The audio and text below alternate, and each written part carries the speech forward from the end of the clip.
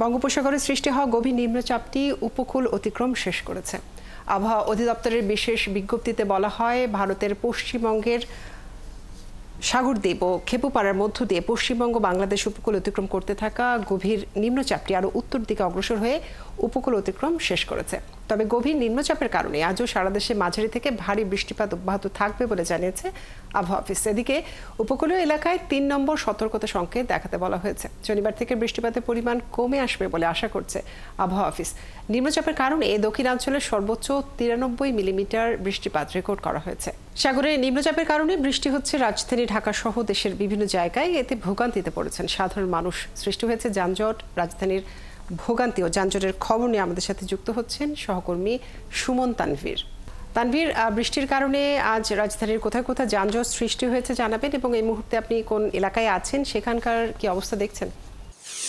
জানেন, একদম office time, মানে 9টা বাজে। তবে আজ সরকারি ছুটির দিন হয়, আসলে সেই অর্থে যানজট এমনিতেই শুক্রবারে খুবই কম থাকে, যেহেতু অফিস আদালত বেশিরভাগই বন্ধ থাকে। আমি এখন আছি রাজধানীর শেওড়াপাড়ায়, যে এলাকাটিতে, অর্থাৎ মিরপুর থেকে যে মানুষগুলো আসলে অফিসগামী হয়, সেই অফিসগামী মানুষগুলোর সবচেয়ে বেশি ভিড় কিন্তু আসলে 10 নম্বর কাজীপাড়া এবং শেওড়াপাড়ায় দেখা যায়। আমরা সকালে শেওড়াপাড়ায় এসেছি এবং আমরা দেখছি আসলে আজকে অফিস বাদে আসলে যাদের একান্তই বাইরে বের হওয়ার প্রয়োজন আছে, তারাই শুধুমাত্র কিন্তু বাইরে বের হয়েছেন। যেহেতু ঈদের ছুটি শুরু না হলেও অনেকে পরিবার পরিজনকে দেশের বাড়িতে পাঠানোর প্রয়োজনে আমরা সকাল থেকে দেখছিলাম বেশ কিছু মানুষজন বাইরে বের হয়েছেন এবং পরিবারকে নিয়ে আসলে যে রাজধানীতে যে বাস টার্মিনালগুলো আছে সেখানে যাচ্ছিলেন এবং তারা তাদের ভোগান্তির কথা বলছিলেন।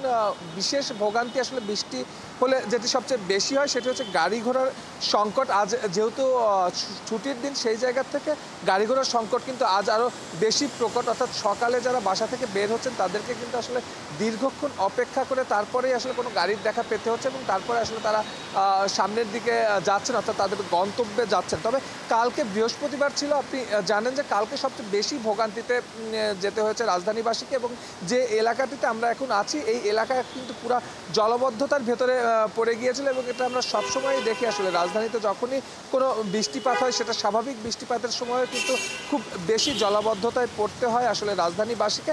সেই জায়গা থেকে আসলে সকালে থেকে বৃষ্টির পরিমাণ কিছুটা কমে এসেছে। আপনি আবহাওয়া অফিসের খবর জানাচ্ছিলেন, তারা আমাদের সঙ্গে যখন সকালে কথা হচ্ছিল তারা বলছিলেন তারা যে লঘুচাপটি আসলে নিম্নচাপে পরিণত হয়ে সেটি দুর্বল হতে শুরু করেছে, কিন্তু তার প্রভাবে, মৌসুমি বায়ুর প্রভাবে এই বৃষ্টিপাত কিন্তু তারা বলছে যে অব্যাহত থাকবে অন্তত সোমবার পর্যন্ত। অর্থাৎ থেমে থেমে বৃষ্টি হবে এবং মঙ্গলবারে গিয়ে কিন্তু আসলে আবহাওয়া পরিস্থিতি স্বাভাবিক হবে। অর্থাৎ সোমবার পর্যন্ত যে এই যে থেমে থেমে বৃষ্টি হবে এবং এই বৃষ্টির ফলে আসলে আমরা বিগত সময়েও কিন্তু আসলে দেখেছি যে পরিমাণ জলাবদ্ধতা রাজধানীতে তৈরি হয়, সেই জলাবদ্ধতায় আজকে সরকারি ছুটির দিন হলেও কিন্তু শনিবারের পরে অর্থাৎ রবিবার থেকে কিন্তু আমরা জানি যে ঈদুল আজহার কারণে শনিবারও অনেক অফিস আদালত খোলা থাকবে। অর্থাৎ বলাই চলে যে কালকের থেকে কিন্তু এই ভোগান্তির মাত্রা কিন্তু আসলে অনেক বেশি মাত্রায় চলে যাবে এবং এই যে জলাবদ্ধতা, বেশিরভাগ মানুষের কিন্তু বৃষ্টি নিয়ে কোনো আসলে কারো কোনো অভিযোগ নেই। বেশিরভাগেরই অভিযোগ এই জলাবদ্ধতা নিয়ে, যে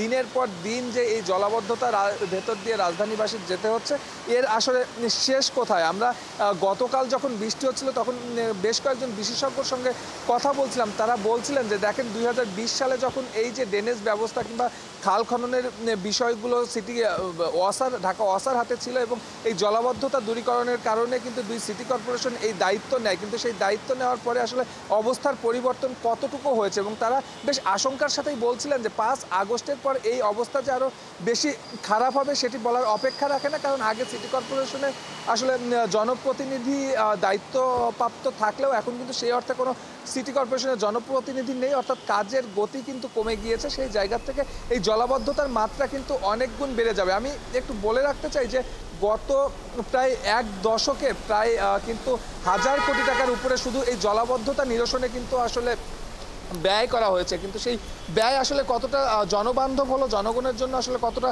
কাজে দিল সেটি বলার অপেক্ষা রাখে না। আমি যদিও এখন মূল রাস্তায় আছি, কিন্তু এইসব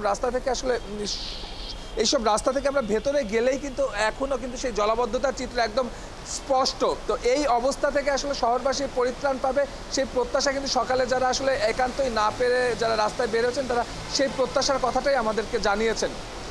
তো এই ছিল আসলে আবহাওয়া পরিস্থিতি নিয়ে রাজধানীর শেওড়াপাড়া থেকে আমার কাছে সর্বশেষ। সুমন, আপনাকে অনেক ধন্যবাদ যুক্ত থাকার জন্য। দর্শক, আমাদের সাথে রাজধানীর আবহাওয়ার খবর জানাচ্ছিলেন আমাদের সহকর্মী।